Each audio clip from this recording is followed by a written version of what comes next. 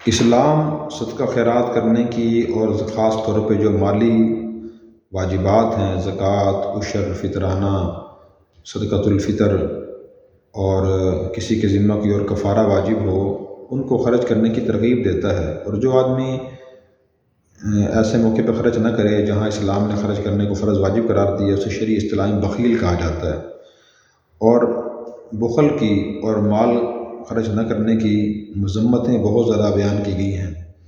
قرآن کریم میں اللہ تعالیٰ نے ارشاد فرمایا والذین یکنزون الذھب والفضة ولا ينفقونها في سبیل اللہ فبشرهم بعذاب علیم، کہ جو لوگ سونا اور چاندی جمع کرتے رہتے ہیں اور اللہ کے راستے میں خرچ نہیں کرتے تو ان کو دردناک عذاب کی بشارت سنا دیجیے۔ یوم یحمى علیہا فی نار جہنم، قیامت کے دن یہ سونا چاندی جہنم کی آگ پر گرم کیا جائے گا۔ فتکویٰ بہا جباہہم وجنوبہم وظہورہم ھذا ما کنزتم لانفسکم فذوقوا ما کنتم تکنزون، اور پھر اس گرم گرم زیور سے ان کی پیشانیوں کو اور پشتوں کو اور پہلوؤں کو داغا جائے گا اور کہا جائے گا یہ تمہارا جمع کیا ہوا مال ہے، یہ تمہارا جمع کیا ہوا سونا ہے، اس کا مزہ چکھو۔ جب یہ آیت نازل ہوئی تو صحابہ کرام بہت پریشان ہو گئے کہ اس آیت سے بظاہر یہ معلوم ہو رہا ہے کہ خرچ ہی کرنا چاہیے اور جمع نہیں کرنا چاہیے۔ جو جمع کرتے ہیں ولا ينفقون فی سبیل اللہ، خرچ نہیں کرتے۔ صحابہ کرام تو ہر آیت سنتے تھے عمل کرنے کی نیت سے، اور جب بھی پھر وہ اس لیے سوچتے تھے، غور و فکر کرتے تھے، اور جس بات پر عمل کرنا بظاہر مشکل معلوم ہوتا تو وہ پریشان ہو جاتے تھے۔ تو صحابہ کرام نے اس آیت کا مطلب یہ سمجھا کہ اپنے پاس کچھ رکھنا جائز نہیں ہے، جو کچھ انسان کے پاس سونا چاندی دولت ہو وہ سارا خرچ کرنا ضروری ہے۔ شاید اللہ تعالیٰ ہمیں یہ فرما رہے ہیں۔ پریشان ہو گئے کہ انسان کچھ نہ کچھ تو رکھتا ہی ہے ضرورت کے لیے۔ تو حضرت عمر رضی اللہ تعالیٰ عنہ نے صحابہ کرام سے عرض کیا کہ آپ پریشان نہ ہوں، میں تمہاری مشکل آسان کرانے کی کوشش کروں گا، میں حضور کے پاس جاتا ہوں۔ چنانچہ وہ حضور کے پاس گئے اور عرض کیا کہ یا رسول اللہ، صحابہ کرام اس آیت کی وجہ سے پریشان ہیں۔ تو اللہ تبارک و تعالیٰ کے نبی صلی اللہ علیہ وسلم نے ان کو فرمایا کہ بھائی اس آیت کا مطلب وہ نہیں جو لوگ سمجھ رہے ہیں کہ جو کچھ پاس سارا ہی خرچ کر دو، بلکہ اس آیت کا مطلب یہ ہے کہ جو لوگ زکوٰۃ ادا نہیں کرتے اور مالی واجبات کو ادا نہیں کرتے ان کے لیے یہ وعید ہے۔ اسی لیے اسلام میں زکوٰۃ کے مسائل ہیں، وراثت کے احکام ہیں۔ اگر سارا ہی خرچ کرنے کا حکم ہوتا تو پھر اسلام میں زکوٰۃ کے احکام ہی نہ ہوتے، کتنا دینا ہے، کس کو دینا ہے، کب دینا ہے، بلکہ یہ حکم ہوتا کہ بس سارا دینا ہے، بس ایک ہی بات ہے۔ حالانکہ ایسا نہیں ہے، اور تفصیلات نہ آتی، کتنا مال ہو تو زکوٰۃ فرض ہوگی، کتنا مال ہو تو صدقہ فطر واجب ہوگا، کتنے چاندی ہو اس کی زکوٰۃ فرض ہو، کتنے جانور ہوں ان کی زکوٰۃ فرض، کتنا مال ہو زکوٰۃ فرض ہو، تفصیل نہ ہوتی۔ تفصیل ہے تو اس کا مطلب یہ ہے کہ سارا مال خرچ کرنا ضروری نہیں ہے۔ اسی طرح وراثت کے احکام بھی ہیں کہ آدمی فوت ہو گیا تو اس کا مال بچ گیا ہے تو وراثت کے طور پہ ورثاء میں تقسیم کیا جائے گا۔ اگر حکم یہی ہوتا کہ سارا مال خرچ کرنا ضروری ہے ہر آدمی کے لیے، وراثت کے احکام نہ آتے، بلکہ یہ حکم ہوتا کہ اس نے خرچ نہیں کیا، مرنے والے نے، زندہ لوگ ہیں وہ سارا خرچ کر دیں، تو پھر صحابہ کرام بہت خوش ہوئے کہ ہماری مشکل آسان ہو گئی ہے۔ اسی طرح ایک اور آیت میں اللہ تعالیٰ نے ارشاد فرمایا وَلَا يَحْسَبَنَّ الَّذِينَ يَبْخِلُونَ بِمَا آتَاهُمُ اللَّهُ مِنْ فَضْلِهِ هُوَ خَيْرٌ لَّهُمْ بَلْ هُوَ شَرٌّ لَّهُمْ، کہ جو لوگ اللہ کے دیے ہوئے مال میں بخل کرتے ہیں، خرچ نہیں کرتے، وہ اس کو اپنے لیے بہتر نہ سمجھیں،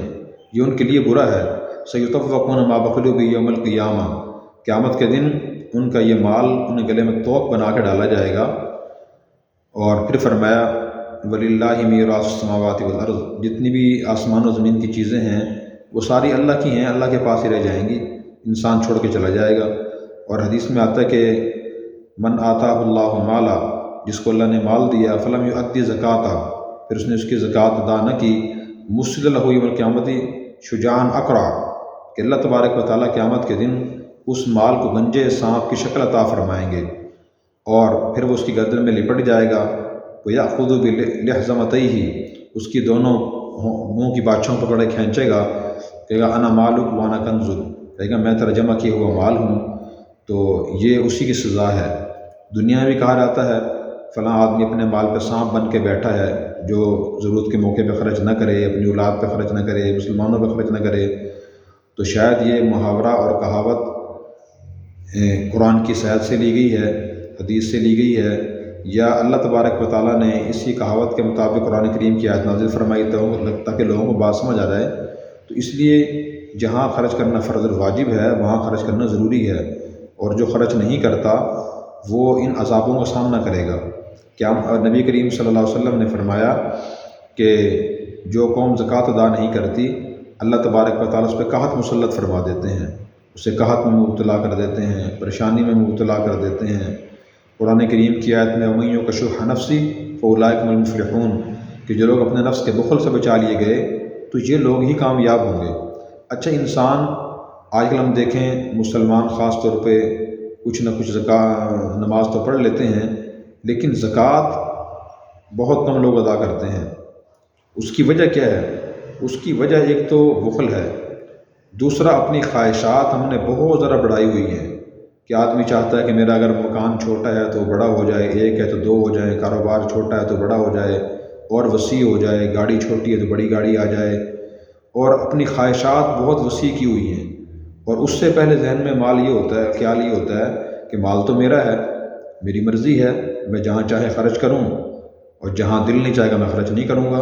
تو یہ جو نظریہ ہے، خیال ہے، یہ کافرانہ خیال ہے۔ قرآن کریم میں اللہ تبارک و تعالیٰ نے سورہ قصص پارہ نمبر 20 میں اور اس کے پھر 8ویں رکوع میں، 7ویں یا 8ویں رکوع میں اللہ تعالیٰ نے قارون کا واقعہ بیان فرمایا، اِنَّ قَارُونَ كَانَ مِن قَوْمِ مُوسَىٰ فَبَغَىٰ عَلَيْهِمْ۔ قارون بہت بڑا مالدار تھا اور آج بھی اس کی دولت کی مثالیں دی جاتی ہیں۔ تو اس نے یہ کہا تھا انما اوتیت علی علم عندی، جب تورات میں زکوٰۃ کے احکام آئے کہ تم زکوٰۃ ادا کرو تو قارون نے موسیٰ علیہ السلام کی توہین کی اور اس نے لوگوں سے کہا کہ پہلے موسیٰ نے تمہیں کہا کہ تم نماز پڑھا کرو، میرے کہنے سے اٹھو بیٹھو جھکو، تم نے بات مان لی، اب موسیٰ کی نظر تمہارے مال پہ ہے اور یہ کہتا ہے کہ تم مال میرے کہنے کے مطابق خرچ کرو، تمہارا مال لینا چاہتا ہے یہ، معاذ اللہ اس نے یہ بات کہی۔ پھر اس نے یہ کہا کہ میں مال کیوں دوں، انما اوتیت علی علم عندی، میں نے جو مال جمع کیا ہے اپنے علم اور اپنے ہنر اور اپنی مہارت کی وجہ سے جمع کیا ہے، مال میرا ہے، میں کسی کو کیوں دوں۔ تو اللہ تبارک و تعالیٰ نے اس کی مذمت اور برائی بیان کرتے ہوئے یہ بات ارشاد فرمائی ہے کہ اس نے یہ کہا کہ مال مجھے دیا گیا ہے میری ذہانت کی وجہ سے، میرے ہنر کی وجہ سے، میری تدبیر کی وجہ سے۔ اور نبی کریم صلی اللہ علیہ وسلم کیا فرما رہے ہیں، من آتاہ اللہ مالا، جس کو اللہ نے مال دیا، اور واقعی دیتے بھی اللہ ہی ہے مال۔ ہم دنیا میں دیکھیں بہت سی جگہ، بلکہ اکثر جگہ ہمیں نظر آتا ہے، دو دوست، دو بھائی ہوتے ہیں، دو رشتہ دار ہوتے ہیں، ایک محلے کے دو رہائشی ہوتے ہیں، ان کی تعلیم برابر ہوتی ہے، عقل اور دانش میں دونوں برابر ہوتے ہیں، جسمانی لحاظ سے، صحت کے لحاظ سے برابر ہوتے ہیں، لیکن دولت کے لحاظ سے دونوں برابر نہیں ہوتے،